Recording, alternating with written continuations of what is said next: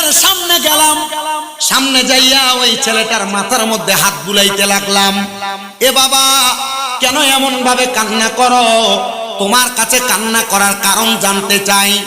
ফতে আলী সুবহানী বলেন, আমার কাছে ওই সন্তানটা বলতেছে, হুজুর, আমি মাদ্রাসার মধ্যে পবিত্র কোরআনুল কারীমের হেফজ সম্পূর্ণ করেছি, মানে কোরআনুল কারীম মুখস্থ করেছি।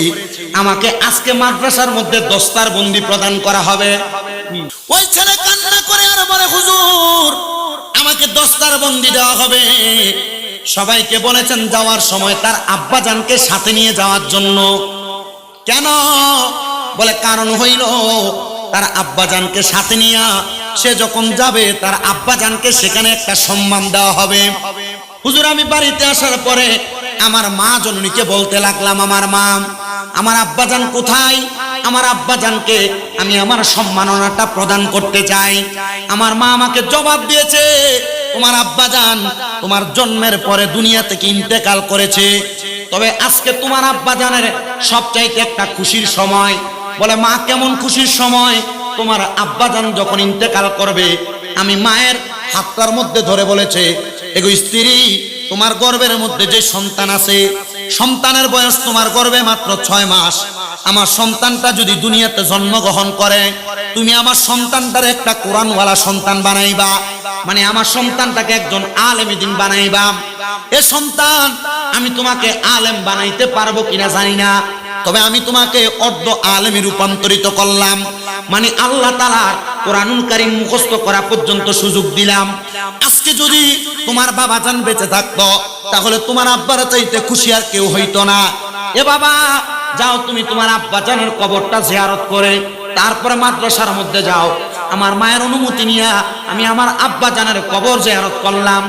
সন্তান বলে, আমি এবার আমার আব্বাজানের কবরটা জিয়ারত করার পরে ফতে আলী সুবহানী আমার রাস্তার মধ্যে দাঁড়ায়া আমার মাথার মধ্যে হাত বুলিয়ে দিলেন। আমি মাদ্রাসায় গেলাম। মাদ্রাসার মধ্যে যাওয়ার পরে আমার মাথার মধ্যে দস্তারবন্দি দেওয়া হইল। আমি হাফেজ হিসেবে আমার মাথার মধ্যে পাগড়ি পরায় দেওয়া হইল। হায় রে, ওই মাথার পাগড়িটা পইরা আমি বাড়ির মধ্যে কান্না করতে করতে গেলাম। আমার মা জননী আমাকে প্রশ্ন করে, কি সন্তান, তুমি কেন এমন ভাবে কান্না করো? কান্না করার কারণটা জানতে চাই। আমি বললাম, মা, যে সন্তানরা কোরআনের হেফজ সম্পূর্ণ করেছে, তারা মাথার মধ্যে উস্তাদেরা যে পাগড়ি পরাইয়া দিছে, ওই পাগড়িটা খুইলা নিয়ে তারা তাদের প্রত্যেকের বাবার মাথার মধ্যে পরাইয়া দিছে। মা গো মা, ওই মজলিসের মধ্যে আমার মতো এতিম আর কেউ নাই। আমার তো আব্বা ওই মজলিসের মধ্যে ছিল না। আমি আমার পাগড়িটা কারে পরাইব গো মা? আমি কারোর মাথার মধ্যে পাগড়িটা পরাইতে পারলাম না। ও মা, কান্না করতে করতে আমি আপনার কাছে আসলাম। মা জননী বলে, সন্তান যখন বাড়িতে আসতো, সময়টা হলো এশারের নামাজের ওয়াক্ত। আমি মা এশারের নামাজ পড়ে আমার ঘরের মধ্যে অপেক্ষা করতে লাগলাম। এমন টাইমে আমার সন্তানটা কান্না করতে করতে আমার রানের মধ্যে, মানে আমার উরুর মধ্যে মাথা ফেলে ঘুমিয়ে গেছে। এমন টাইমে রাত্র যখন গভীর হয়ে গেল, আমার সন্তান ঘুমটা ভাঙ্গা জাগ্রত হইয়া আমি মায়ের কাছে বারবার কান্না করে, মা, আমি একটুক্ষণের মধ্যে একটা স্বপ্ন দেখলাম। জানেননি কি স্বপ্ন? এ বাবা, কি দেখলাম? আমি দেখলাম গো, আমার আব্বা জান আমার আয়েশা বলতেছে, এরে সন্তান, আমি আব্বা জান রে পাগড়ি পরাইতে পারো নাই, মনের মধ্যে বড় কষ্ট রে, মনের মধ্যে বড় কষ্ট। ঠিক আছে, আজকে আমি আব্বা জানের কবর জিয়ারত করার সময় যে আল্লাহর ওলি তোমার মাথার মধ্যে হাত বুলিয়ে দিছে, ওই আল্লাহর ওলির মাথাটার মধ্যে তুমি পাগড়িটা পরাইয়া দাও। ওই পাগড়িটা তুমি তার মাথার মধ্যে পরাইয়া দাও, তাহলে আমি আব্বা জান বড় খুশি হয়ে যাব। সন্তানরা তার মা ডাক দিয়া কয়, বাবা রে, কোন আল্লাহর ওলি তোমার মাথার মধ্যে হাত বুলাইছে? সন্তান ডাক দিয়া কয়, মা, দামেস্কের ওলি হযরতে ফতে আলী সুবহানী রহমাতুল্লাহ আলাইহি, উনি আমার মাথার মধ্যে হাত বুলিয়ে দিছে গো মা। সন্তান, আর দেরি কইরো না, আর দেরি কইরো না, তাড়াতাড়ি যাও, তাড়াতাড়ি যাও। তুমি তোমার আব্বা জানের বদলে ওই ফতে আলী সুবহানীর মাথার মধ্যে তুমি তোমার পাগড়িটা পরাইয়া দাও। জবান খুলে উচ্চ কণ্ঠে জোরে জোরে পড়েন সুবহানাল্লাহ। আরে জবান করে মুহাব্বতে পড়েন না সুবহানাল্লাহ। আরে বাবাকে তোমরা কাবা জানিও, মদিনা জানিও, বাকে যদি গো তারা বেঁচে থাকে। বলেন বাবাকে তোমরা কাবা জানিও, মদিনা জানিও মাকে, যদি গো তারা বেঁচে থাকে। নবী বলে আমি সেবি নাই, সেবিতে পারি না, আমি সেবি নাই, সেবিতে পারি নাই, সেবিও আমার উম্মত, সেবিও আমার উম্মত। বাবারও মুখেতে মায়েরও মুখেতে যে তুলে দিবে খানা, রাজি থাকে রাব্বানা। নবী বলেন আমি করি নাই, করিতে পারি নাই, করিও আমার উম্মত, করিও আমার উম্মত। হে সন্তান, যাও যায় ফতে আলী সুবহানির মাথার মধ্যে তোমার পাগড়িটা তুমি পরাইয়া দাও। সন্তান বলে আমি দৌড়ে গিয়া ফতে আলী সুবহানি যেই খানকার মধ্যে ইবাদত করে, খানকা আছেন এলাকায়, এলাকার মধ্যে আলমগীর খানকা সবচাইতে প্রখ্যাত। জামিয়ার পাশে নিয়ামতের মতো একটা জায়গা, যেখানে 2 রাকাত নামাজ পড়লে বড় শান্তি লাগে। কথা কন্যা ঠিক কিনা? ও মুসলমান, যদি মাঝে মাঝে সুযোগ পাও, অবসর সময় ভালো না লাগে, জামিয়ার সবুজ গম্বুজের নিচে যে নামাজ পড়বা। যদি ভালো না লাগে, ওই জামিয়ার আলমগীর খানকার মধ্যে যে 2 রাকাত নফল নামাজ পড়বা। বলে হুজুর আরো যদি সময় পাই কি করব? আরো বেশি সময় পাইলে একটু রওনা কইরা গৌসে মাঝ ভান্ডারের দরবারের দিকে রওনা করবা। কারণটা কি?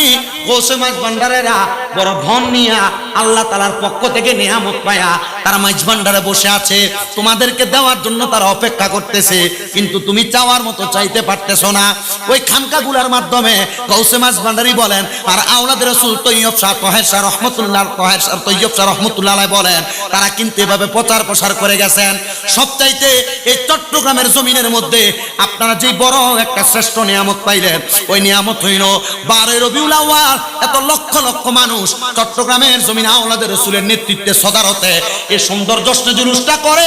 আল্লাহর কাছে অন্য কোনো কিছু দেখাইতে পারেন আর না পারেন, আল্লাহর কাছে একটা জিনিস বলবেন, আল্লাহ আমাদের এমন কোনো আমল নাই, এমন কোনো আখলাক নাই, এমন কোনো দেখানোর মতো আমাদের কাছে সম্পদ নাই, তবে একটা সম্পদ আছে।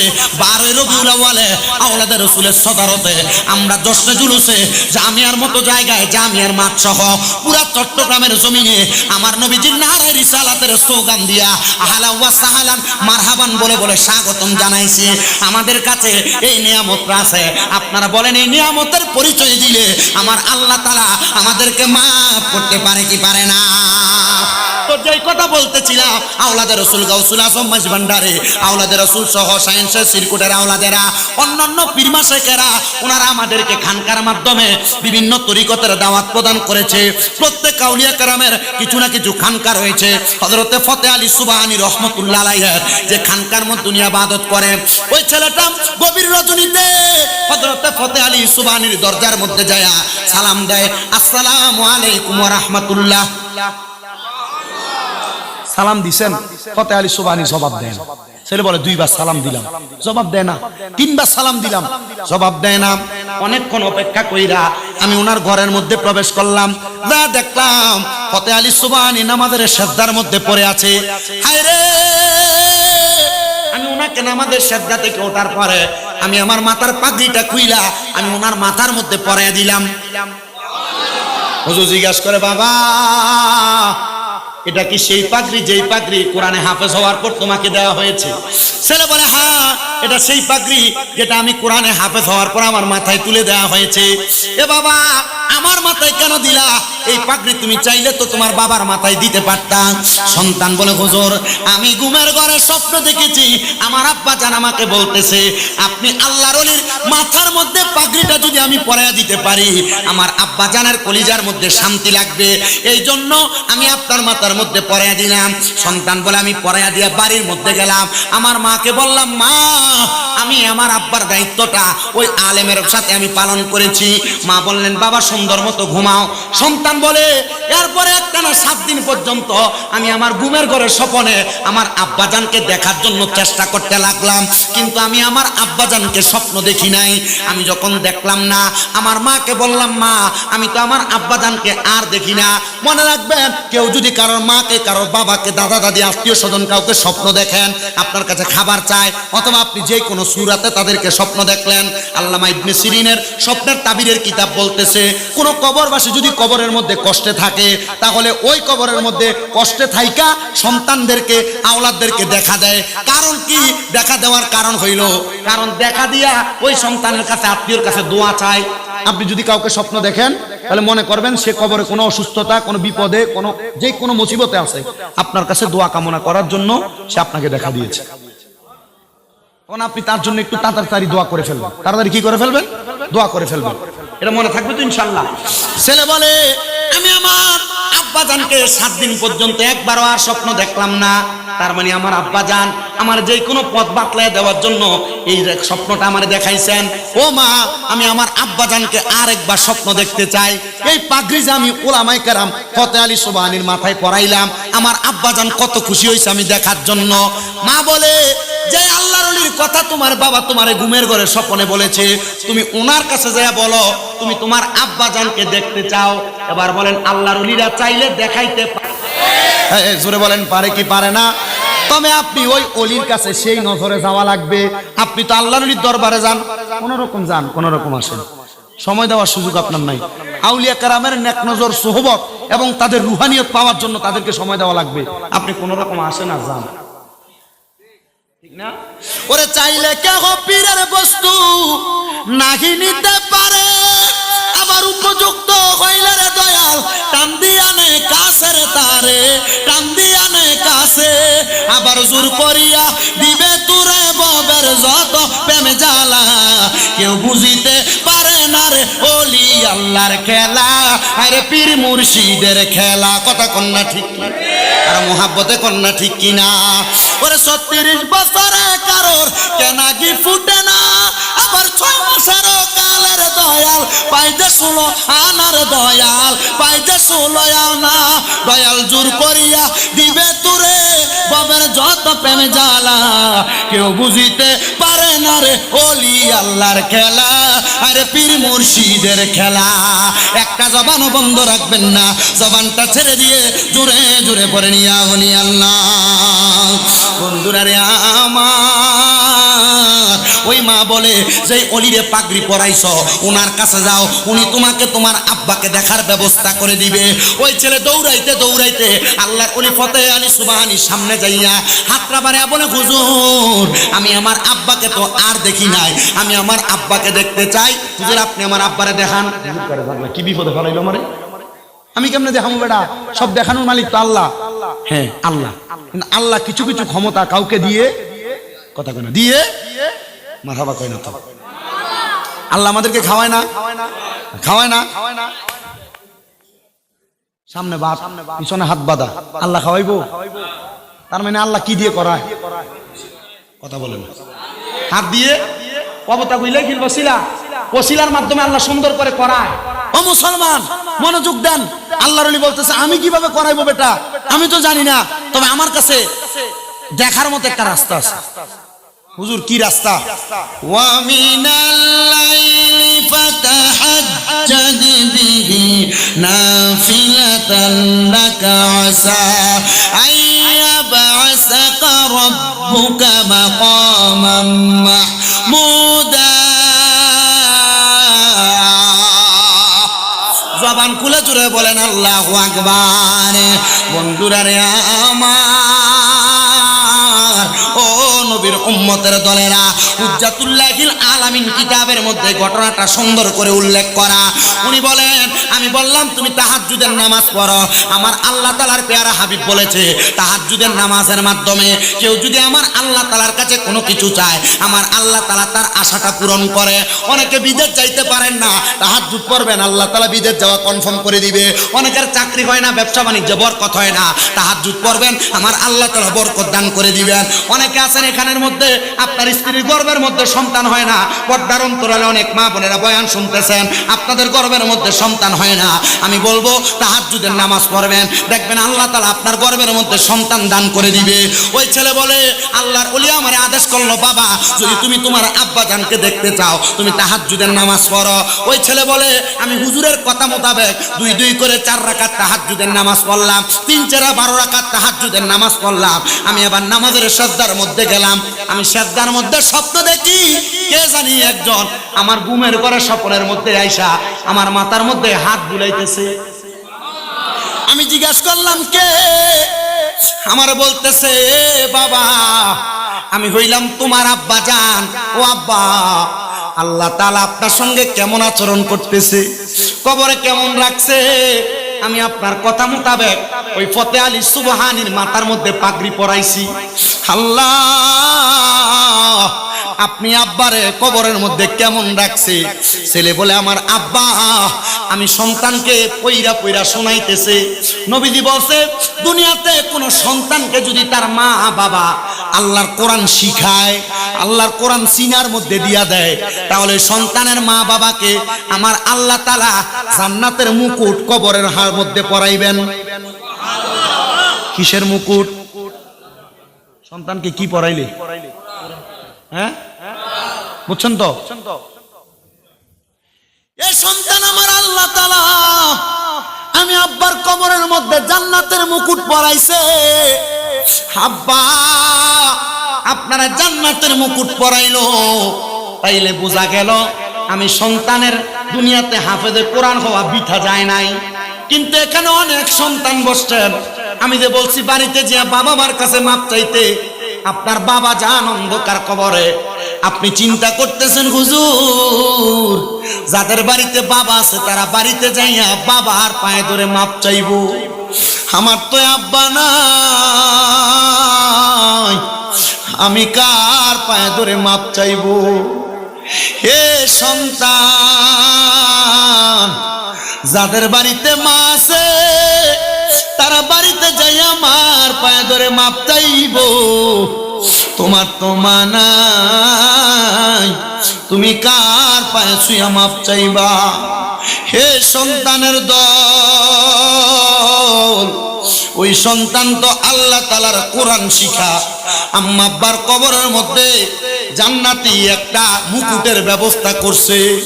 কই তোমার মা যে কবরে, তোমার বাবা যে কবরে, তুমি সন্তান তোমার আম্মা আব্বার জন্য এমন একটা মুকুটের ব্যবস্থা করতে পারছনি? সন্তান চিন্তা করো, তোমার আম্মা বড় কষ্ট করে তোমার মানুষের মতো মানুষ করছে, এমন অনেক সময় গেছে আম্মা চিরা কাপড় পরতো, তুমি সন্তানরে দামি সুন্দর জামা কাপড় বানিয়ে দিত। এমন অনেক সময় গেছে মা সকালবেলা পান্তা ভাত গুলা খাইতো না, মা রাইখা দিত আমার সন্তান স্কুল কলেজ মাদ্রাসা থাইকা কাছ থেকে আসলে পান্তা ভাত গুলা খাইলে আমার সন্তানের কলিজাটা ঠান্ডা হবে। আজকে ওই মা দুঃখিনী অন্ধকার কবরে, কত মানুষ তোমার ঘরে খানা খায়, সন্তান তুমি তোমার মার মুখে একটু খানা তুইলা দিতে পারো না, ওই মা দুঃখিনী অন্ধকার কবরে।